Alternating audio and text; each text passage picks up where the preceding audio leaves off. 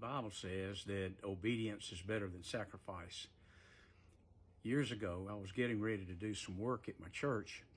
I didn't tell anybody, and the Lord spoke to me. He said, go buy a drill and a skill saw.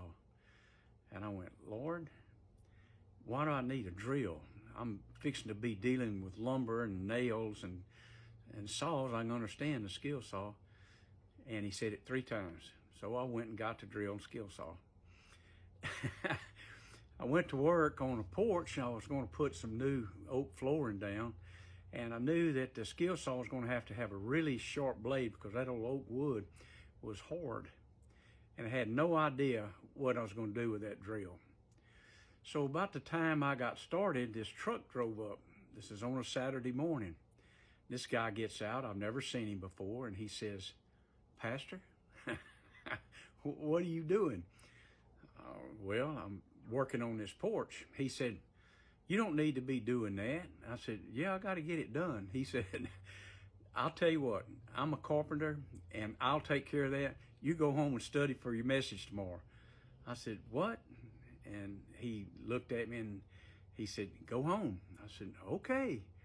Well, I thought it was a nice gesture. I didn't know if he's really going to do it or not. I said, I've got a new drill and a new skill saw over here. He said, I won't need them. So a couple of days went by and he did all the work. Had a great service that Sunday. And I look back on it and I'm thinking, why did God tell me to get a drill and a skill saw that I've never used? It was an act of obedience. He wanted to see if I would obey him. And what he did is he made preparation for somebody else to be coming along the way. Well, let's think about some things that's happened in the Bible. You remember when Moses raised his rod over the Red Sea and it parted? All he had to do was obey God. Remember when he struck the rock with that rod and water came out of it? Moses did some great miracles. How about Joshua?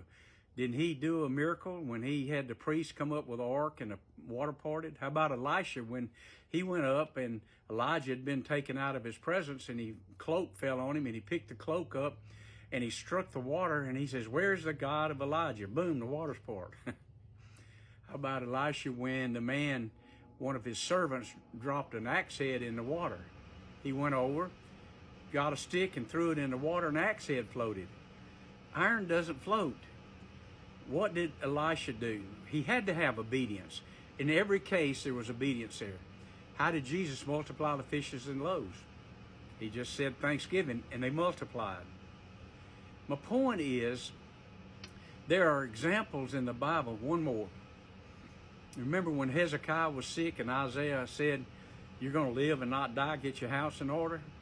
And Hezekiah said, look, I've been living a righteous life. I've done good and I've done my best toward God. And God spoke to Isaiah again. He said, go tell Hezekiah he's going to live 15 more years. And he fixed a poultice of figs. He had a disease unto death. A poultice of figs? And he put it on him and he lived. He said, well, how do I know I'm going to live 15 more years? He said, well, if the sun goes forward 10 degrees, it goes backward 10 degrees. Hezekiah said, is there a choice?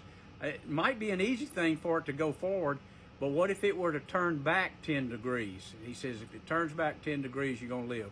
It's turned back 10 degrees. What would have had to have happened? The sun's stationary. The earth would have had to have stopped and turned its rotation backwards. Look, these are crazy things. And God uses the foolish things to confound the wise. What has he told you to do that you haven't done? It's just sounded foolish and you won't go walking on your way and you say, that hasn't got anything to do with anything. Did you know that the foolishness of God is what confounds the wise? If you will learn how to obey the Lord, what you're going to find out is he's going to do mighty miracles on your behalf.